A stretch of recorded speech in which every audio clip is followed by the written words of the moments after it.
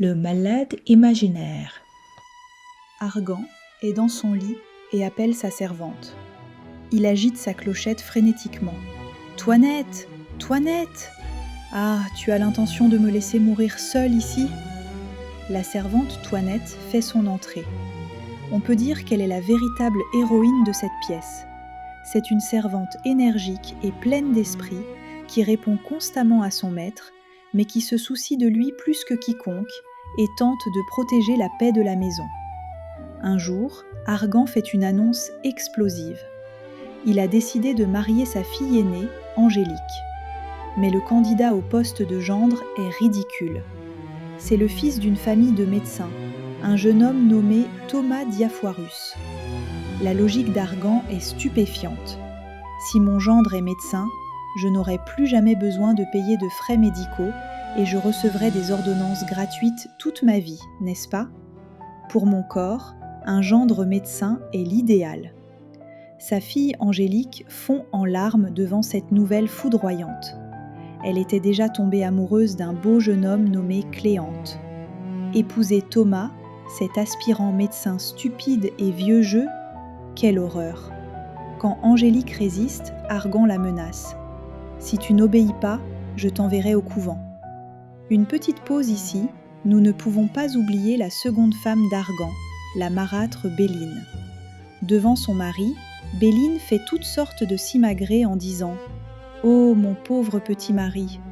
Mais dans son dos, c'est une femme venimeuse qui n'attend que la mort rapide d'Argan pour s'emparer seule de l'héritage.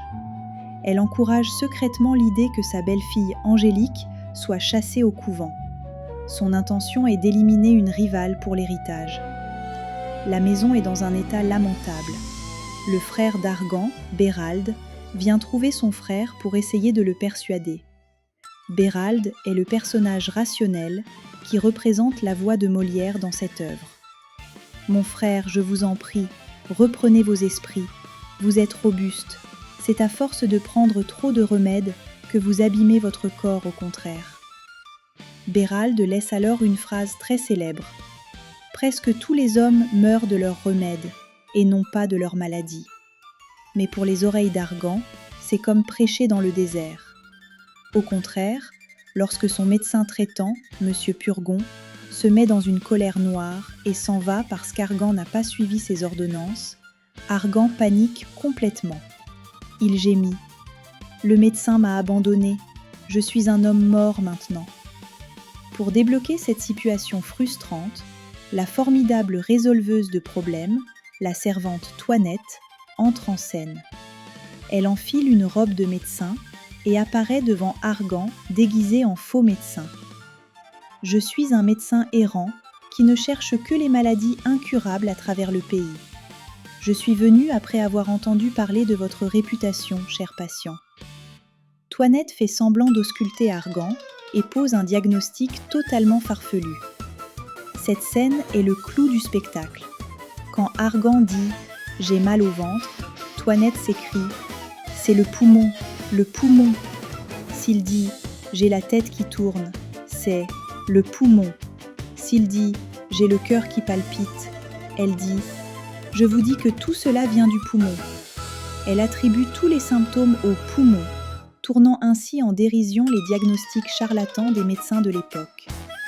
En même temps, elle plonge Argan dans la confusion en donnant des ordonnances ridicules comme « Un œil prive l'autre de sa nourriture, il faut donc en crever un » ou « Il faut vous couper un bras ».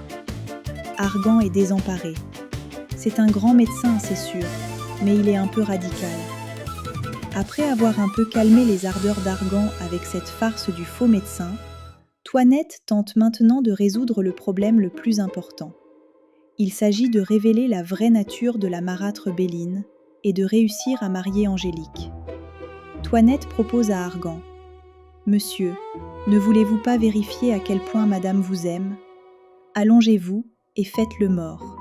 Vous connaîtrez alors ses vrais sentiments. » Argan se laisse tenter et s'allonge sur le lit. Il retient son souffle et se raidit comme un cadavre. La marâtre Béline entre la première. Toinette crie en pleurant « Aïe, madame, c'est une catastrophe. Monsieur mon maître est décédé. » Quelle fut la réaction de Béline? Des larmes? Des sanglots? Pas du tout. « Oh, il est vraiment mort. Enfin! Ouf, quel soulagement! Ce vieillard sale, puant et ennuyeux est enfin parti. » Béline commence immédiatement à chercher les clés du coffre-fort. À ce moment précis, le cadavre se dresse d'un bond. Comment? Je suis un vieillard puant et ennuyeux? Morte de peur, Béline s'enfuit. Argan est sous le choc, mais il procède immédiatement au deuxième test. Cette fois, c'est sa fille Angélique qui entre. À la nouvelle de la mort de son père, Angélique s'effondre sur place et éclate en sanglots. « Mon père est mort. Il n'y a personne de plus malheureux que moi au monde. » Son amant, Cléante, s'approche et lui demande si, maintenant que son père n'est plus là, ils peuvent se marier. Mais Angélique refuse. « Non, je ne peux pas faire un mariage auquel mon père s'opposait. Je vivrai toute ma vie en le regrettant. » Des larmes sincères et une piété filiale. Argan, plongé dans un tourbillon d'émotions, se lève d'un bond. « Oh, ma fille, j'ai eu tort de penser ainsi. » Argan consent au mariage d'Angélique et de Cléante. Cependant, il y a une condition. Il demande à Cléante de devenir médecin. Il n'a toujours pas abandonné son obsession pour les médecins. À ce moment-là, son frère Bérald fait une proposition étonnante. « Mon frère, pourquoi forcer votre gendre à devenir médecin? Devenez médecin vous-même. » « Quoi? À 60 ans, quelles études puis-je faire pour devenir médecin? » « Des études? Il suffit d'enfiler la robe et le bonnet de médecin, et le latin viendra tout seul, et vous saurez guérir les maladies. C'est comme ça que sont les médecins. » Finalement, toute la famille complote pour organiser une fausse cérémonie d'intronisation de médecin. Argan, vêtu d'une robe ridicule, danse au milieu d'acteurs qui imitent le latin et renaît en tant que médecin. « Juro, je le jure !» Argan est maintenant heureux. Puisqu'il est médecin, il peut prendre des médicaments à sa guise. Sa fille est heureuse aussi, et la servante rit. Le rideau tombe sur une fête où tout le monde est heureux. Et nous, spectateurs, nous rions, mais avec un pincement au cœur. Car nous savons ce que le public de 1673 ignorait lors de la 4e représentation. Molière, qui jouait le rôle d'Argan, crachait véritablement du sang sur scène. Il mourait quelques heures plus tard, transformant cette comédie sur la peur de la mort en un adieu flamboyant et courageux à la vie.